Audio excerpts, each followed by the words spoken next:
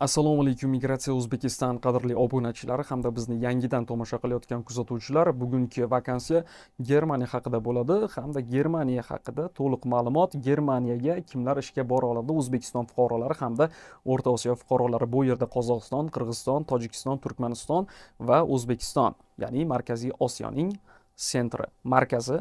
Ya'ni mana shu davlat fuqarolari Germaniyaga ishga borishi mumkin hamda sizga taqdim etayotgan vakansiyalarda bemalol mana shu 5 ta davlat fuqarolari hujjat topshirishlari mumkin bo'ladi. Germaniyada hozirda to'g'ridan to'g'ri ishchi vizalari bor va bo'sh ish o'rinlar soni Germaniyada hukumati O'zbekistonga 50 ming nafar bo'sh ish o'rinlar taqdim etgan.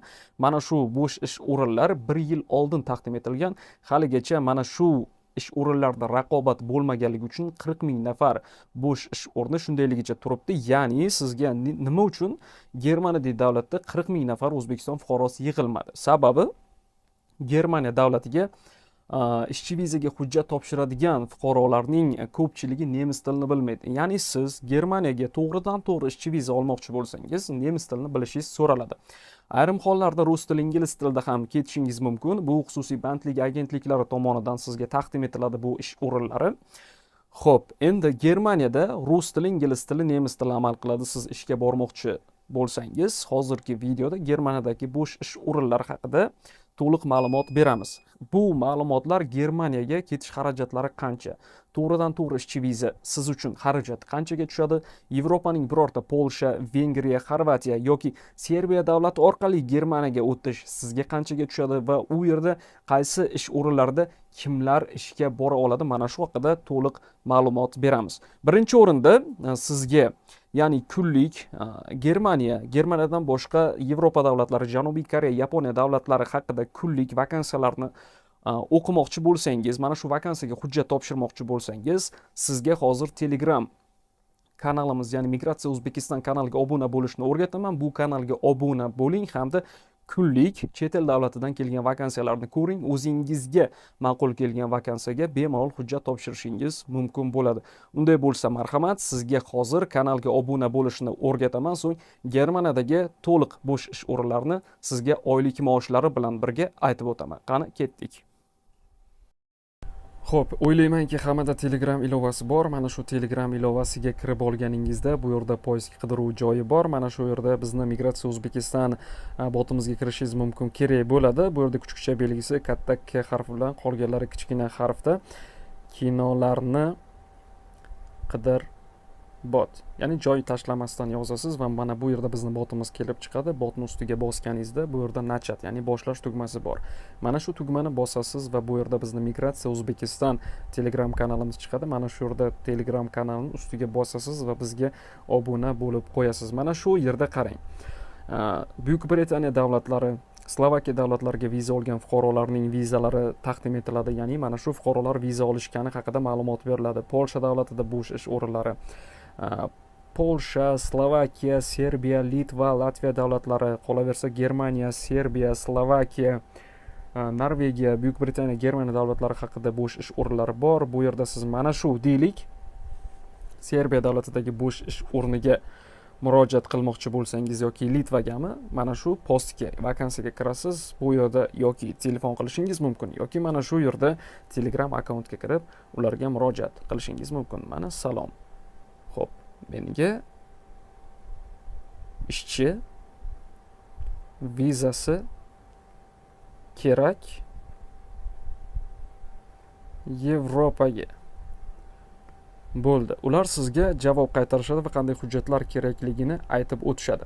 Bu yerda sizga qo'shimcha ma'lumot, bizni botimizga kirganingizda a'zo bo'ldim tugmasini bosganingizda sizga qo'shimcha chet eldan turib video qiladigan o'zbek fuqarolarimiz Serbiya, Germaniya va boshqa davlatlarning ishchi vizalari, u yerda necha pul topayotganliklari, u yerda oziq-ovqat mahsulotlari qancha, yashash uchun qancha, kvartira, ya'ni arenda puli qancha bo'ladi va u yerdagi oylik maoshlar, qaysi ishda qancha pul to'lanishi haqida video ma'lumotlar qilib joylashgan. U video ma'lumotlarni ko'rish uchun 140 raqamini mana shu botga yuborasiz va bu yerda sizga Serbiyada kuryerlik, bir kunlik ish va daromad, ya'ni kuryerlik qilib Serbiyada qancha pul topishingiz mumkinligi haqida aytib berishadi. Bu yerda yana 141 raqamini yuborsangiz Germaniyada oziq-ovqat uchun bir oyda qancha sarflashingizni bilib oling.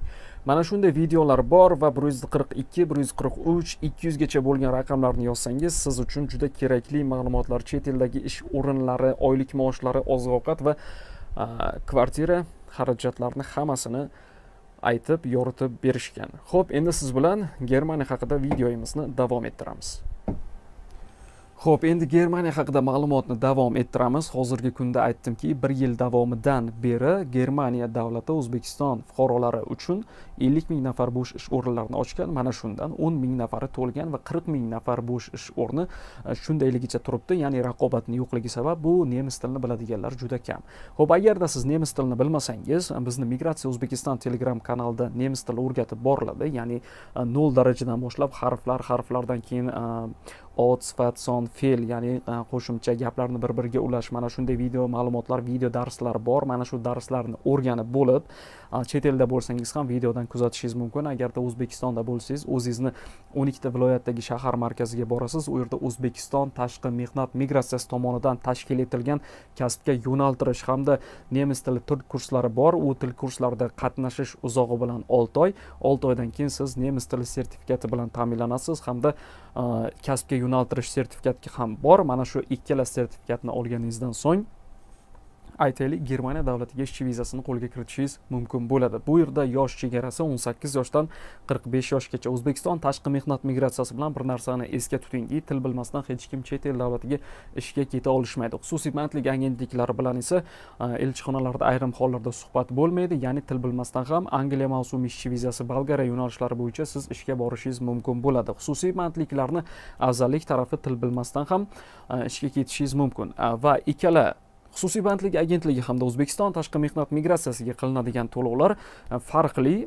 Ya'ni Buyuk Britaniyaga bormoqchi bo'lsangiz, O'zbekiston tashqi mehnat migratsiyasiga deylik $1,5 ming aviabiletlar ichida to'lov qilasiz. Xususiy bandlik agentliklarida esa bu narx $1000 qimmatroq. Ya'ni $2500 atrofida to'lov qilasiz. Til bilishingiz bu esa ahamiyatsiz ayrim hollarda.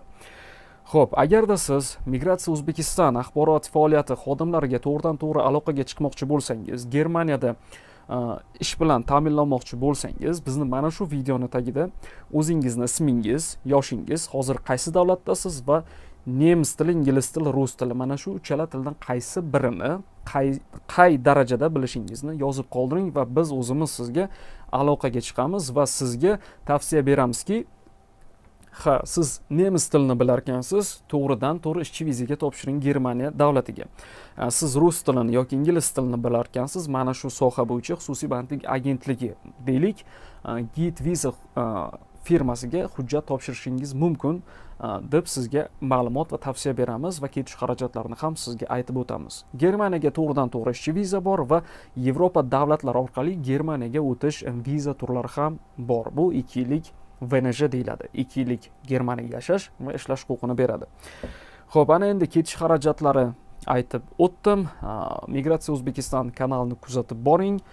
Agar yanada ko'proq ma'lumotlarni bilmoqchi bo'lsangiz, bizni Telegram botimizga 140, 141, 200 gacha bo'lgan raqamlarni yuborsangiz, u yerda Yevropa, Janubiy Koreya, Yaponiya va balki Kanada, Avstraliya davlatlaridagi havolalar, ma'lumotlar, yashash joyi, qancha xarajat ketadi, ketgungacha qancha xarajat, u yerdagi yashash, kvartira va qanday ish o'rinlari bor, ish o'rinlarida qancha oylik maosh olishingiz mumkin. Ya'ni o'sha davlatda bo'lib turib sizga va bizga ma'lumot bermoqchi bo'lgan O'zbekiston fuqarolarini video ma'lumotlarini ko'rishingiz mumkin bo'ladi. Sizlar bilan dunyo migratsiyasi haqida ma'lumot beruvchi Asadbek Hasanov bo'ldi. Biz bilan qoling. Agarda kommentariyada yozib biz bilan bog'lanishingiz mumkin yoki Telegram kanalimizga obuna bo'lib, bizni adminlarimizga murojaat qilishingiz mumkin. Ko'rishguncha salomat bo'ling. Keyingi video ma'lumot Polsha va Buyuk Britaniya haqida.